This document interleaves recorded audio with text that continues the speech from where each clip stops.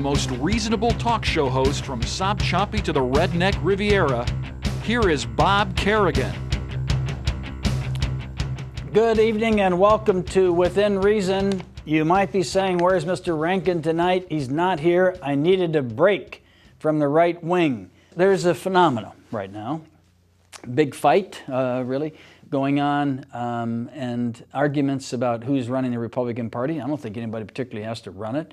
I don't think anybody's a spokesperson for the Republican Party. And the Democrats are making a very shallow attempt to make the big baboon, Rush Limbaugh, the spokesperson for the Republican Party. He's not a spokesperson for the Republican Party. They've just been feeding him their talking points for years, which has been pretty successful for the Republican Party.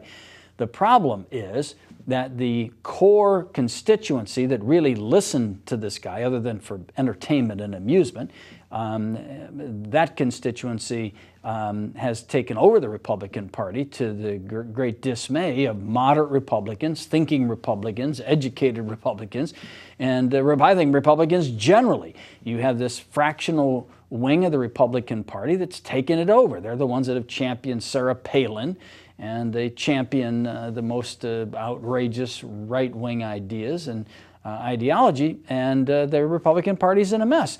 It's interesting to me, if you really understand what Limbaugh's saying, and you carefully listen to it, it's an admission of his own errors. And here's what he's saying. He's saying he hopes Obama's liberal policies fail. Well, think about that for a minute. If the policies are defective and they're unworkable and they're guaranteed to fail, why doesn't he say, give the president all the room he needs to try every program he wants to try? Because we as conservatives, he should be saying, we know they're going to fail. So let him go. Let him do whatever he wants to do. But you see, that's the problem. Is his real concern is that these policies will be successful and that the country will come back and the country will endorse moderation and the country will not adopt his extremist views. That's his real concern. And that's a concern of some people in the Republican Party. That's the fringe, the people on the very edge of the Limbaugh people. So what does he do? He takes this constituency and he forces elected public officials to acknowledge him, respect his opinion, to say he has something to contribute. And when the leadership of the Republican Party, the new executive officer of the Republican Party, speaks out and says, listen, he's just an entertainer. You can't take half this stuff seriously that he's saying. He has to apologize to Limbaugh. They are in a mess. What's the latest problem? This man appears to many people to be mentally ill. His name is Glenn Beck.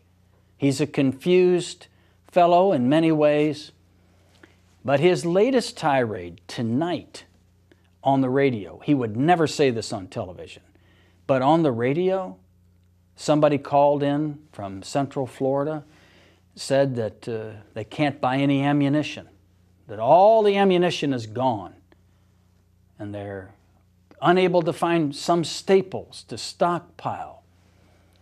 Glenn Beck listened, and he said, 2 years ago, he warned everybody that this very problem could occur. And he cautioned and warned people to be ready, and to get your ammunition, and to get your staples, and to stockpile, and be ready. Not to be nervous, he said, not to be afraid, but to be ready. Now, you know, free speech in this country doesn't allow you, as the famous statement has been made, to holler fire in a crowded theater. You can't do that. Free speech has a limit. And Glenn Beck is dangerously close to inciting people to riot. Now, after he does this and he gives his speech about how he's been warning people for 2 years to get ready, he doesn't say for what or what ammunition would be used for.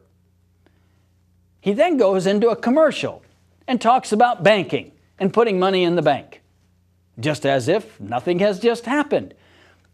It's not that Glenn Beck is mentally ill. It's all designed to hold on to the Limbaugh fringe audience.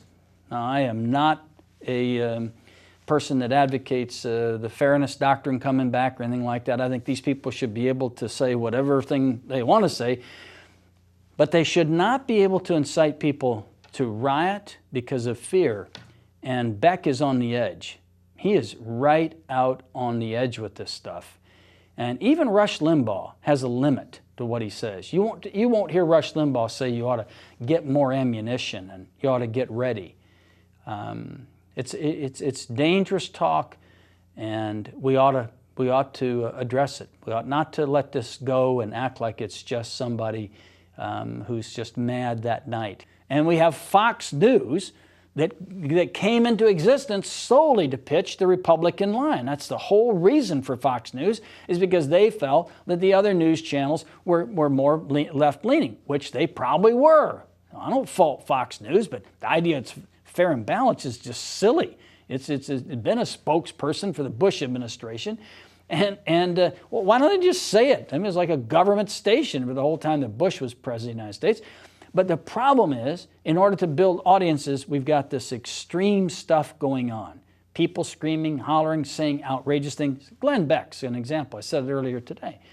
I mean, Glenn Beck is warning people that they ought to get more ammunition, that they ought to put up foodstuffs, they ought to prepare for the future, and this vague kind of discussion of the terrible thing that's going to happen in the future because we've elected a black man president, and that's at the heart of it.